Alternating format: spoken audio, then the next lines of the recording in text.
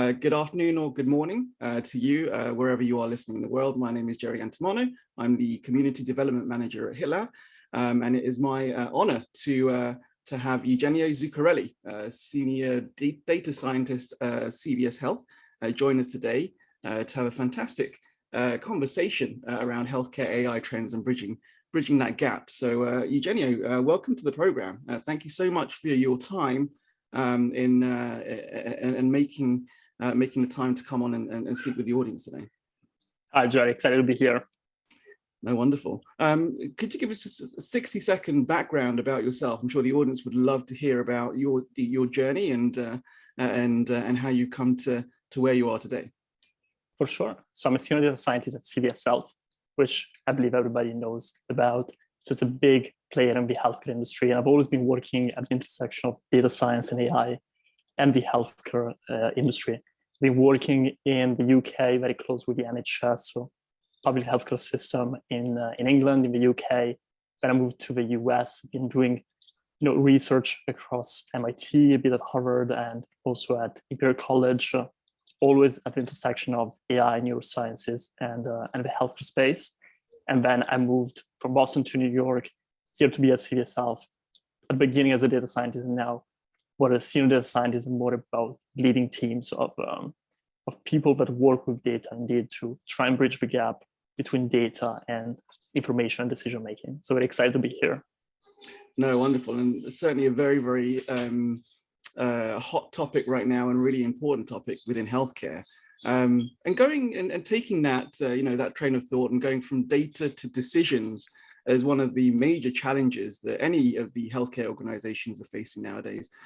Big data can really help drive better decision making overall, but sometimes there is a gap. And what are your thoughts on that as a subject matter expert? Well, yeah, for sure, it's one of the greatest challenges and opportunities that we have, especially since the beginning of the 21st century, because we've had such a huge explosion of data, and every day we generate even more data. But right now, companies are in a position where every single firm has at least enough data to take decisions, and they cannot be ignored anymore. So we do have now executives who maybe might not been, starting a career in a data-driven organization, but now have to adapt and kind of learn how to use this information, how to use data and models to then go into decisions and actions. So formulate, as we were saying before in the previous panel, how to formulate the questions very well on the business level and have data scientists to answer those. And I think it's even more fascinating when we have systems like artificial intelligence that is able to take decisions by themselves and automatically. And so there is this question about trust of the systems, but also the power of having them, automatically, without ever getting tired, being able to take decisions and making recommendations. I think that's very fascinating also because, as you said, this might not always be the case. There might be some gap to bridge where executives might be able to see data, might be able to see the data-driven facts, but they might not choose to actually use them and just base their information on intuition and the actions as well. Yeah, no, absolutely. I mean, on that note, that decision-making process often has, issues, as and they're not, and sometimes things aren't followed through on. Where do you see, the biggest issues in following through with those kinds of decisions by those decision makers, especially, at that C-suite and executive level position? And what examples have you seen in the healthcare industry? Yeah, so I mean, there are quite a few issues for sure. It's very difficult to boil it down to only one or few aspects. I'd say from experience, I think that, and this might be, a pro or a con. Like a lot of times we have, of course, executives that have a lot of experience, have a lot of actual, grounded experience from all of the different years in the industries that they had, a lot of knowledge of the domain. And so sometimes the belief is that intuition and experience overrides data.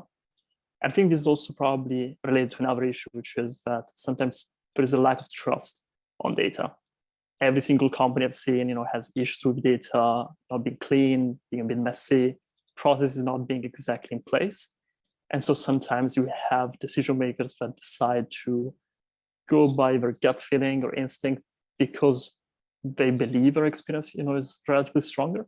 or because also they might not fully trust the process that generated those data.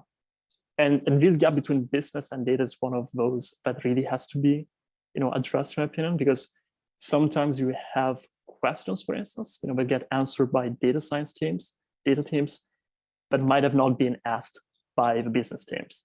And so having a channel of communication that is two-way is very important. But sometimes there are also other issues. For instance, there might be a data overload. So you might have way too much information, and that brings all of the business stakeholders to kind of like an analysis paralysis situation where they cannot really decide what to do. Or there might just be a baked in culture within the company that is not exactly data driven. The company might have not been digital first. And that might also be an issue that creates issues both for the teams, the technical teams that might be frustrated, or might also cause issues for the broader company, because we've seen that companies that use data and data-driven decision-making perform better than the ones that don't. Yeah, no, absolutely. I think you hit the nail on the head there. And just to wrap up, I know there's definitely a lot more that we can certainly unpack here. I'm sure you could certainly carry the conversation on for another half an hour or so. But just to give some kind of final thoughts around this and these particular issues of bridging the gap from data information to decision making, especially in the healthcare industry. How do you see us being able to solve that? Those issues that you pointed out? So I would say for sure, trying to build the right culture, across the organizations is for sure one of the key aspects, because rather than, dictating or imposing something to people, it's always much better to foster a new mindset shift, trying to convince and change the mind of executives and making them, proponents and advocates of this new approach. I think this can be done, for instance, with executive courses. So you can have, some of the big leading institutions doing courses targeted for executives to try and better understand how we can use data to then take actions. But other approaches too, for instance, in tech companies, and that's something that healthcare companies can learn a lot from, is the concept of randomized controlled trial doesn't have to be relegated to the pharma industry or few industries. We can do what's called an A/B test. Pretty much for every type of decision, we can quickly test and learn, trying to understand, out of the two options, A and B, which one is the best one, and have data backing this decision. But I think probably the third and most interesting and fascinating one, at least for the data science, is we can choose to use AI in a way that is a bit different from what is usually used in data science settings. So instead of going for the most complex, the most powerful systems, sometimes you can leverage this trade-off and go down the easier path, the simpler path of linear regression, logistic regression, and so on, or decision trees. Because yes, we might lose something on the power there, like predictive power, but we might gain a lot in trust. And I've seen by experience, if you have doctors you have to interface with or business stakeholders, and you have a system that is simpler to understand and they can see the decisions that they actually would take, then you can gain their trust much more easily. And that's going to be much more successful than a very complex and difficult to understand solution with AI in general. No, absolutely. Some very, very, dare I say, simple but straightforward solutions to these challenges. As much as it is technological, it's as much as of a mindset as you've described there. So thank you so much, Eugenio, for your insights here. I really appreciate your time, and thanks for coming on to the program. Thank you for having me. No, thank you. And Lisa, I'll turn it back over to you.